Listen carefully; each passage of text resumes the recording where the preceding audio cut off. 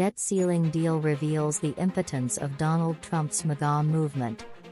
I have bad news for folks who invested in bright red Make America Great Again hats and devoted years of their lives to what former President Donald Trump routinely calls the greatest political movement in the history of our country.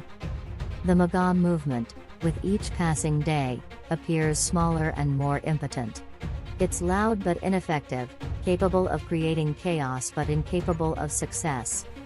The recent debt ceiling deal reached between President Joe Biden and Republican House Speaker Kevin McCarthy perfectly illustrates MAGA's all-holler/no action status. MAGA's debt ceiling red line was easily crossed by Kevin McCarthy. This was the none shall pass for moment for far-right Republicans in Congress, a chance to use the threat of economic disaster that would accompany a default to undo all the things big bad Biden has accomplished as president, to slash spending to the bone and poke holes in the safety net. I say to the Republicans out there, congressmen, senators, if they don't give you massive cuts, you're going to have to do a default, Trump said during a CNN town hall.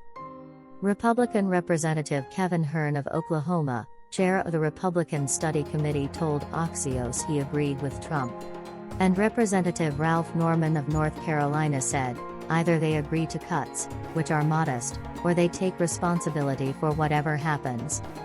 The Republican Party's debt ceiling threats met up with Dark Brandon. McCarthy caved to MAGA demands and initially produced a debt ceiling bill that would have gutted much of what Biden accomplished in his first 2 years.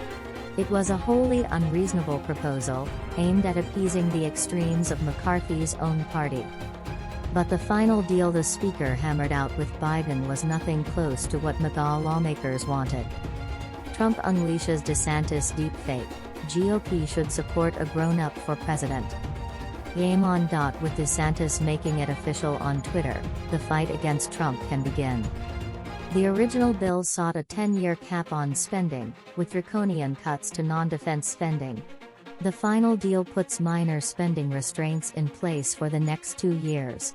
They wanted strict, and unnecessary, work requirements on SNAP recipients and people on Medicaid.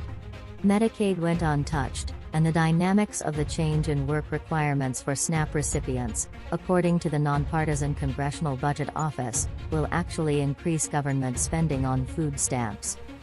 The original bill cut the $80 billion allotted to the IRS for 1 decade, part of Biden's Inflation Reduction Act. Only $10 billion per year for 2 years was cut in the final deal. The debt ceiling deal is ridiculous and a bunch of fake news. Notable MAGA enthused folks were disgusted with the agreement.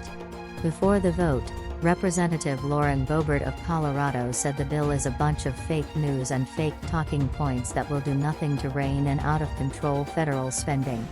Representative Andy Biggs of Arizona called it a ridiculous, ephemeral deal that is one of the biggest abominations he has seen. Texas Representative Chip Roy, a member of the MAGA-aligned Freedom Caucus, said, the Republican conference right now has been torn asunder. Not one Republican should vote for this deal, not one. In the House, 149 Republicans voted in favor of the deal, 68% of the chamber's GOP members. Womp womp. What happened? Republicans who aren't wholly aligned with Trump and his MAGA movement did their jobs and voted for a bill that got them some of what they wanted and saved the global economy from collapse. The MAGA outcry over the debt ceiling deal was noisy, as usual. Trump loyalist Steve Bannon said on his podcast that Democratic House Minority Leader Hakeem Jeffries came out of the debt ceiling deal as the man. Bannon dubbed Jeffries the real majority leader and used a rather derogatory word for McCarthy. But again, MAGA is all talk. They won't be able to kick McCarthy out as Speaker. Just as they weren't able to stop Biden from largely winning the debt ceiling fight. Just as they weren't able to help Republicans achieve a red wave in the midterm elections, or help Trump win in the 2020 presidential election. Even Texas Republicans ignored a threat from Trump. Speaking of the former president, when Texas Republicans decided to impeach the state's attorney general, hardcore Trump backer Ken Paxton, Trump rushed to Paxton's defense and threatened any state Republicans who dare cross him. Hopefully Republicans in the Texas House will agree that this is a very unfair process that should not be allowed to happen or proceed. I will fight you if it does. Not long after that threat, the Republican-controlled Texas House voted overwhelmingly, 121 to 23, to impeach Paxton. Apparently they weren't intimidated, nor should they have been.